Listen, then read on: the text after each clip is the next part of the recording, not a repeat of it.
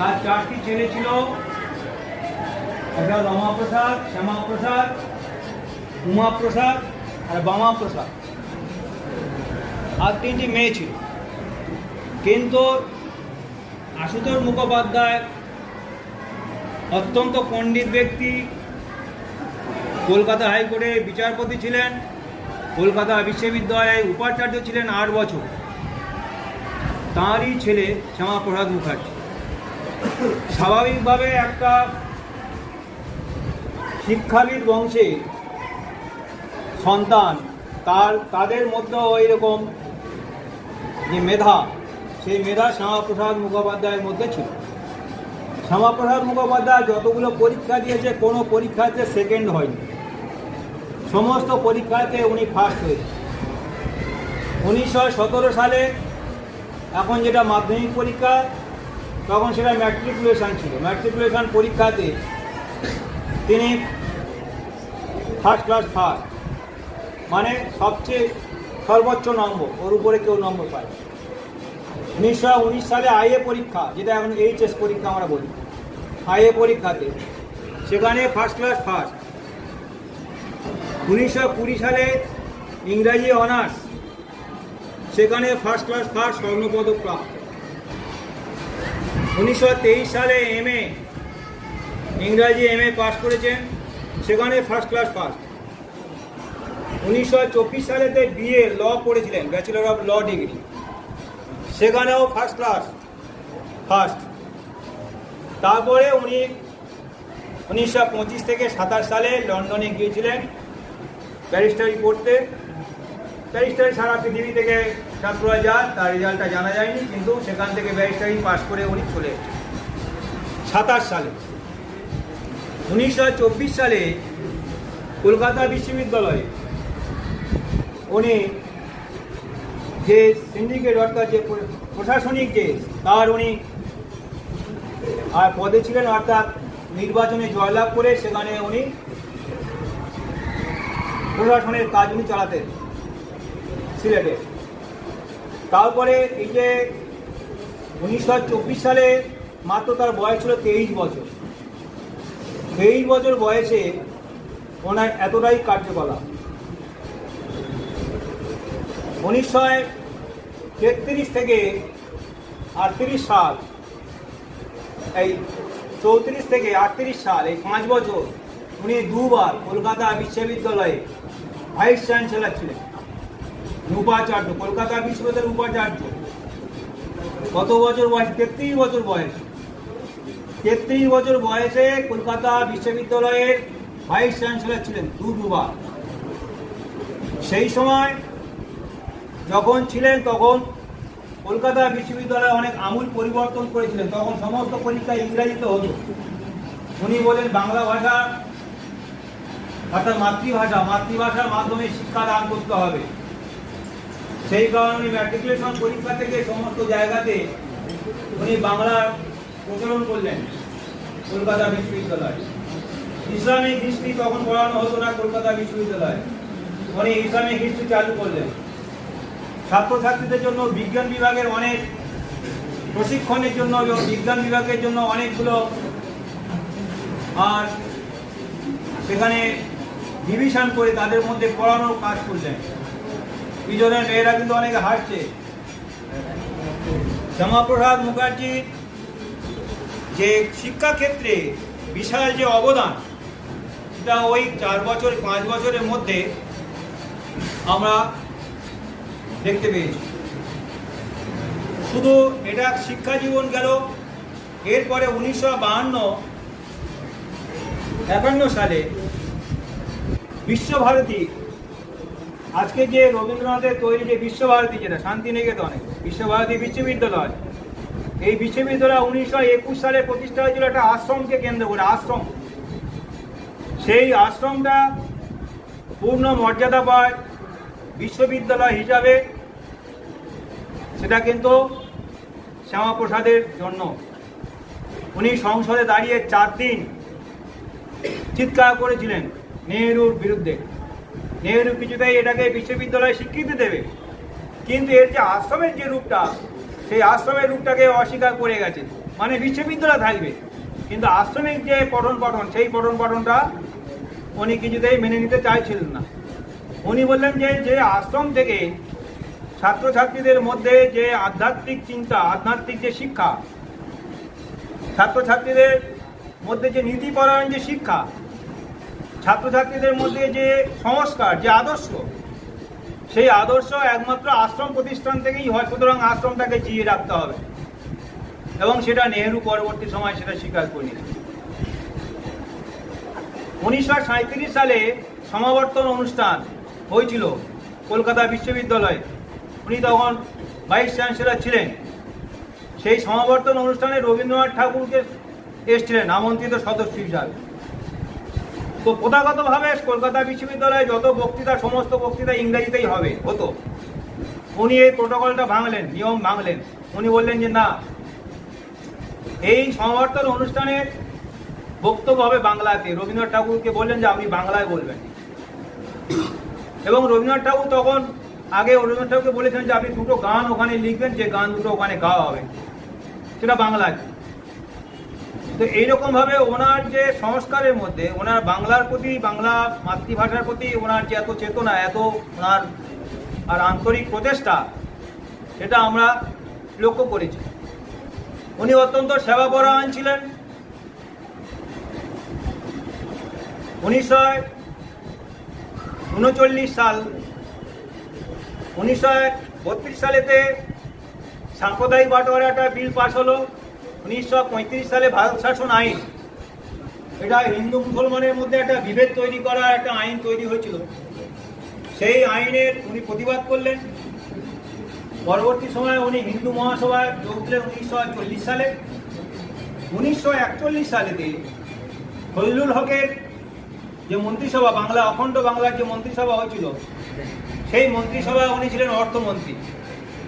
তখন মুসলিম লীগ এবং কংগ্রেস মিলে যে ব্রিটিশদের সহযোগিতায় যে সরকার চালাচ্ছিল, সেই সরকারের মধ্যে সাম্প্রদায়িক দাঙ্গা, হিন্দু মুসলিম দাঙ্গা, গণ্ডগোল অনেক কিছু হয়েছিল। পরে ফজলুল হকের নেতৃত্বে, ফজলুল হককে প্রধানমন্ত্রী করে, মানে বাংলা অখণ্ড বাংলার প্রধানমন্ত্রী করে, সেখানে শ্যামাপ্রসাদ মুখার্জি অর্থমন্ত্রী হয়েছিলেন। সেই সময় কাজী নজরুল ইসলাম অত্যন্ত দারিদ্রতার মধ্যে খেতে পাচ্ছিলেন না, তিনি মারা যাচ্ছিলেন। তিনি রোগে ভুগছিলেন, তার স্ত্রীও রোগে ভুগছিলেন। তিনি ফজলুল হককে চিঠি লিখলেন যে তার আর্থিক সহায়তার জন্য, কিন্তু ফজলুল হক তিনি নিজে এক পয়সা সাহায্য করেননি কাজী নজরুল ইসলামকে। শ্যামাপ্রসাদ মুখার্জি নজরুল ইসলামের বাড়িতে গিয়ে তার সেই রোগ সজ্জায় তিনি শায়িত ছিলেন, তিনি লিখতে পারছিলেন না, কথা বলতে পারছিলেন না, হাত কাঁপছিল। হাত কাঁপার মধ্যে তার সমস্যাটা কি ছিল, তিনি হাত কাঁপতে কাঁপতে এরকম অস্পষ্ট করে উনি বোঝাতে চাইলেন যে আমার টাকার দরকার, আমার সংসার চলছে না, একটা কেস আছে, কেস লড়তে হবে, ওনার স্ত্রীও অসুস্থ, তো সেই কারণে ওনার টাকার দরকার ছিল। তখন শ্যামাপ্রসাদ মুখার্জি কাজী নজরুল ইসলামকে 500 টাকা দিয়েছিলেন। এই 500 টাকা চিকিৎসার হয়নি, ওনাকে যে ডাক্তার চিকিৎসা করতেন, সেই ডাক্তার বিহারের মধুপুরে চলে গেছিলেন। ওনার চিকিৎসার খামতি হচ্ছিল, সেই কারণে আরও অনেক টাকার প্রয়োজন ছিল। শ্যামাপ্রসাদ মুখার্জি একটা কমিটি গঠন করলেন কাজী নজরুল ইসলামের চিকিৎসার জন্য। সেই একটা কমিটি গঠন করে সেখান থেকে টাকা সংগ্রহ করে কাজী নজরুল ইসলামের অর্থ সাহায্য করতেন।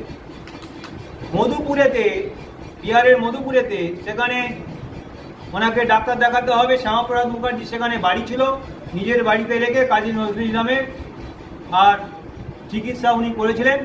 পরে উনি সুস্থ হয়ে উনি শ্যামাপ্রসাদকে প্রশংসা করে বলেছিলেন যে আমি ফজলুল হক মন্ত্রিসভার কাছে চিঠি লিখে এত আবেদন করলাম, আমাকে 1 পয়সা সাহায্য করলো না, আপনি আমাকে সাহায্য করে আজকের এই রোগসজ্জা থেকে আমাকে বাঁচিয়েছেন, সেই কারণে আপনার কি বলে আমি প্রশংসা করব বলতে পারছি না।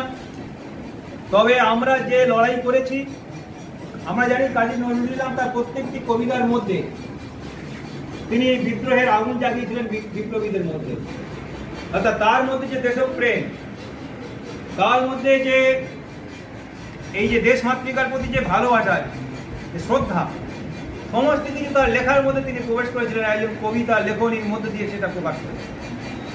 এবং তিনি হিন্দু এবং মুসলিমকে যাতে মিলেমিশে থেকে ভারতবর্ষের স্বাধীনতা লাভ করতে পারে, সেই কারণে একই বৃন্তে দুটি কুসুম হিন্দু মুসলমান সেই কবিতাও লিখেছিলেন। সেই কারণে উনি বললেন যে আমি এত কবিতা লিখলাম হিন্দু মুসলমানের জন্য, আজকের এই যে সাম্প্রদায়িক বাটোয়ারা বা এই যে ভারত শাসন আইনের মধ্যে যে বিভেদ তৈরি করার চেষ্টা হচ্ছে, এটা আমার তো বয়স হয়ে গেছে, আমি আর কিছু করতে পারবো না। তো আপনি এবং সুভাষচন্দ্র দুজন মিলেই আগামী দিনের ভারতবর্ষ যাতে স্বাধীনতা লাভ করে, ভারতবর্ষের জন্য আপনারা দেখুন। আমি আর বাকি কোনো রাজনৈতিক নেতার প্রতি আমার কোনো বিশ্বাস নেই। পরবর্তী সময়ে যখন 1945 সালে যখন দ্বিতীয় বিশ্বযুদ্ধ শুরু হলো, তার আগে 1942 সালেতে যখন ভারত ছাড়ো আন্দোলন শুরু হলো, সেই সময় মেদিনীপুর জুড়ে সরকারি পুলিশ প্রচুরভাবে অত্যাচার শুরু করলেন। আর অত্যাচার শুরু করাতে শ্যামাপ্রসাদ মুখার্জি চিঠি লিখে ফজলুল হক সরকার থেকে উনি পদত্যাগ করলেন যে আমি মন্ত্রী থেকে পুলিশ প্রশাসন তো অনেকটাই ইংরেজদের হাতে, কিছুটা বাংলার হাতে। তো সেই কারণে যখন এই সমস্ত মানুষদের অত্যাচার আমি বন্ধ করতে পারছি না, তখন এই মন্ত্রিসভায় আমার থেকে কোনো লাভ নেই। সেই কারণে 42 সালেতে উনি ফজলুল হক মন্ত্রিসভা থেকে উনি পদত্যাগ করলেন। এদিকে 41 সালেতে নেতা তারা সেটা চায়নি, মেঘনাথ সাহা, শ্যামাপ্রসাদ মুখার্জি, আমাদের যে সাহিত্যিক অর্থাৎ ব্যাকরণ আমাদের সুনীত কুমার চট্টোপাধ্যায়, এনারা বিখ্যাত ব্যক্তি, এনারা বললেন যে না, এটা ভারতবর্ষ ভাগ করা যাবে না। এরাও শ্যামাপ্রসাদের সঙ্গে আন্দোলন করলেন। পরবর্তী সময় যখন নিশ্চিত হয়ে গেল যে ভারতবর্ষ ভাগ হবে, অর্থাৎ পাঞ্জাব প্রদেশকে দুটুকরো করা হবে এবং বাংলাকে দুটুকরো করা হবে, তখন শ্যামাপ্রসাদ মুখার্জি উনি বললেন যে ভারতবর্ষ যদি ভাগ করতে হয় তাহলে 46 সালেতে যে সাম্প্রদায়িক দাঙ্গা হয়েছিল, গ্রেট ক্যালকাটা কিলিংস এবং নোয়াখালীর দাঙ্গা, সেখানে হিন্দু মুসলিমের যে দাঙ্গা, সেই দাঙ্গার পরে প্রচুর হিন্দু মারা যায়। উনি বললেন যদি দেশ ভাগ করতে হয়, ইংরেজরা যদি ভারত ভাগ করে, আমি বাংলাকে ভাগ করব। উনি আন্দোলন করলেন। সেই আন্দোলনেতে তখন ইংরেজ সরকার বলল ঠিক আছে, ভোটাভুটি হবে, যারা চাইবে আঞ্চলিকভাবে তাদের সেটা করা হবে।